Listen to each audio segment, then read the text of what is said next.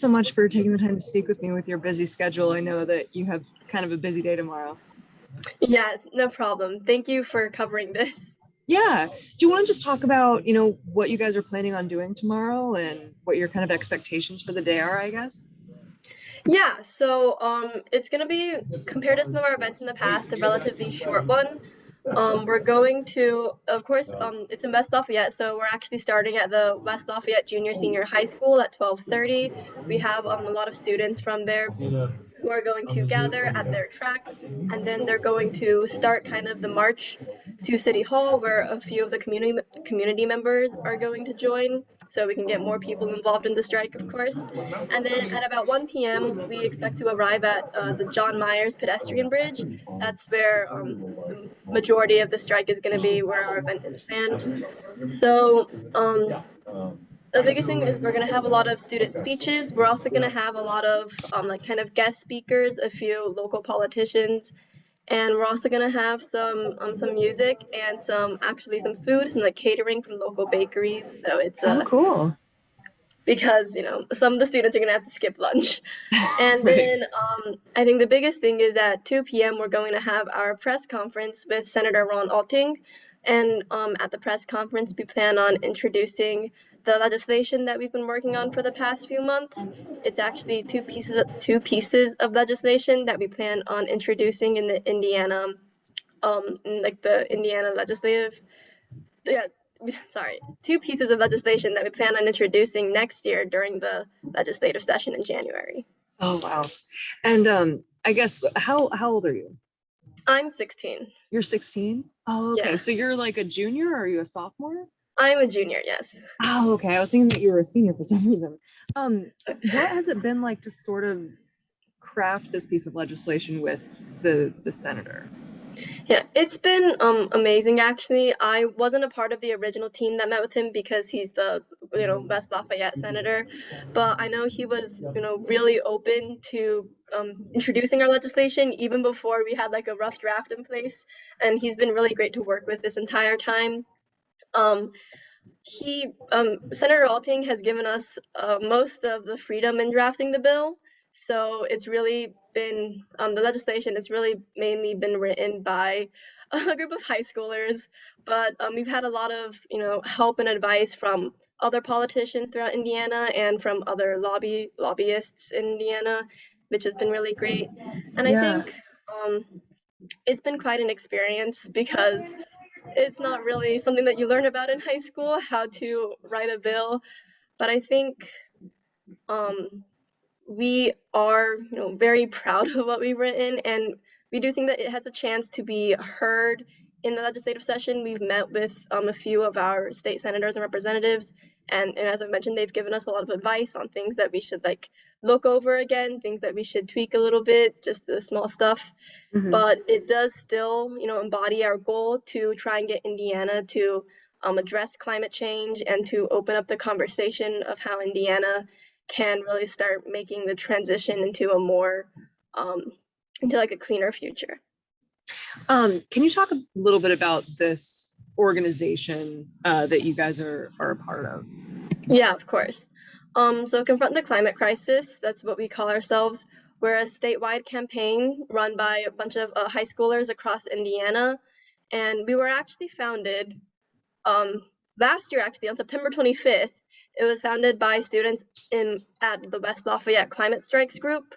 And then they wanted to make a more statewide group, so they expanded around the entire state. I'm actually from Carmel, and so they reached down to like Carmel High School's environmental work clubs, and to I think we have like people from Indianapolis, from Northwest Indiana, down in Southern Indiana, and we're mainly aimed at not just like creating this giant campaign, but also engaging like the smaller groups in the cities, in the county, like in Hamilton County, in Indiana's counties, to take local action and to, of course, to promote that the student-led actions in Indiana. And I think one of the biggest things about our campaign is we are entirely run by students, but in just this 1 year we've grown so much, and we've actually accomplished a lot already. Are you proud of that?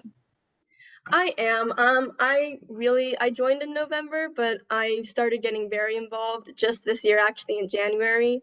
So just in these 9 months, seeing how much we've grown, not just in like the number of students we have that are involved, but also the amount of influence we've reached. Um, it's it's I think very impressive to me. Yeah. Um, it's interesting that you guys are doing this tomorrow because I think it was today or yesterday, a study came out that said young students and like specifically teenagers are really emotionally affected by the climate crisis. It's causing a lot of mental health, concerns and problems. Is that something that kind of resonates that you see just in your peers, kind of at school or within this group? Yeah, I think that one of the reasons why, not just, in Indiana, why there are more like youth-led climate campaigns, honestly, across the world, just in these past few years, is because climate change is an issue that's hard to perceive if you're really focused on the present. But as like students who are always looking to, like the future, like college, but also beyond that, I think it's a very worrying issue. Um, I think that a lot of people that get involved start getting involved because they're anxious about the climate crisis and they want to, they want to feel like they're doing something. And we are, I don't, oh, that sounded a bit like mean, like we Oh are no, doing that's fine. something. Yeah, I think, yeah, part of it is, I know after I joined Confront the Climate Crisis, I've had friends that came up to me and was like, how can I, help out? How can I volunteer? And I think that's also why, you know, just like the smaller stuff at local levels, like park cleanups and stuff, a lot of students like to volunteer for those things because it's direct action that you can take. While it's not necessarily fighting, the global problem of climate change, it's taking these smaller steps that you can start to relieve your anxiousness and, start to look forward to what is the root of the problem and how can we solve it. What do you think some steps are in Indiana that we really need to do to confront the climate crisis? And how are you planning on addressing this in your legislation, I guess? Yeah, thank you for that question. Actually, one of the things I think we've mentioned actually this summer, a few of us from Confront the Climate Crisis, we went to DC as like a fun trip. But when we were there, we had the chance to meet with a few of our like federal politicians in Indiana, which was an amazing experience. And they gave us some advice, and it was great to talk to them. And I remember, I can't remember, one of the things Senator Young's staff mentioned was that Indiana's economy is like still heavily based on like fossil fuels and like coal mining. And one of the steps I think that Indiana can take is I think it's complicated actually because it's a big issue. You don't want to affect the economic development of Indiana because agriculture, which will be affected by climate change, but also the fossil fuel industry, which brings a lot of revenue into Indiana. You don't want to just switch to renewable energies and leave all these people without jobs because that's honestly more detrimental right now. But what our legislation is hoping to do is that we'll get Indiana's legislators to acknowledge that climate change is an issue. And as it is an issue, they'll start to take steps to mitigate it. And our legislation is not really, it's not focused yet on the exact solutions they'll be taking. It's focused on them having to open up the conversation, on having them reach out to a lot of different perspectives in Indiana. Like, for example, reaching out to, the scientists, reaching out to coal miners, reaching out to business interests, and having them talk about the future they want to see and how they think they can fight against climate change.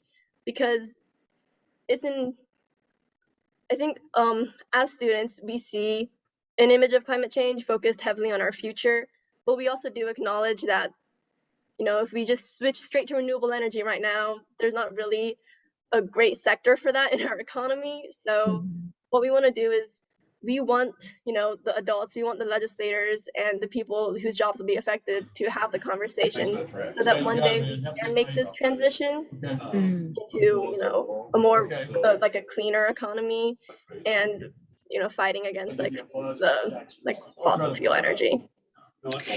Um, does it feel sort of, you're meeting with legislators and have some people willing to work with you. Was that sort of validating in a way? I mean, what was that experience kind of like? Of like, okay, like at least we have, even if it's one person, like they're kind of hearing us, you know? I think for me at least it definitely was because um while I understand that youth of course have a loud voice and they have a lot of power to make change. I think there's a difference between, having these climate strikes, having these marches in front of the state house to tell them what we want to hear, and then actually getting to sit down with them in a room and having to talk to them, not just yelling outside the state house hoping they hear us. And I think it's really, really great that they've been willing to hear us out and that they've been willing to also talk to us and give us advice because it means that they really are taking us seriously. I think it's been really validating, and I think it's also been not surprising in a way. It's been, I feel like it's something that should be more normalized because, when you sit down and talk with your legislator, at first it seems kind of nerve-wracking, but honestly, like we're all people, and even though, they are adults, they are older, and they have like more wisdom, more perspectives, it's really still feels kind of like a conversation, and it still feels like we're hearing them and they're hearing us. So I think it really has been great. And this is part of, I mean, and correct me if I'm wrong, and I don't know like all the details yet, but this is part of a larger global movement, correct? And that's why it's happening tomorrow, or did it happen to coincide? Like, what's the timing on that? Um, we did see that like the Fridays for Future Global movement, their global strike day was tomorrow, and it actually it was kind of a coincidence. Like we kind of did plan it because we wanted the most impact on this day when we knew a lot of people would be striking. But Confront the Climate Crisis is solely like Indiana focused. We're not actually we've like made connections with activists from like the wider United States and from around the world, but we were like built on our own, so we're not actually connected to. Wait, that doesn't make sense. We're not actually like a part of the larger global group. Right, But right. yeah, part of it was that the September strike from 2019 and 2020, it kind of aligns with this date, and we wanted to keep up the September strike. Also, we wanted to like announce our legislation before the January session starts, and also our 1 year anniversary is September 25th, so it was kind of like a nice little, hey, look, we're still here. Yeah. So what does the path now for you guys look like from now to January then? Yeah, so from now to January with our legislation, like with most legislations, it's probably still going to change a bit. What we're going to be introducing tomorrow is our final draft, but it may change a bit more. And I think our biggest thing is we want to just try and get a lot of community support for it so that when we can get it introduced in January, there can already be a lot of talk about our bill, about our legislation.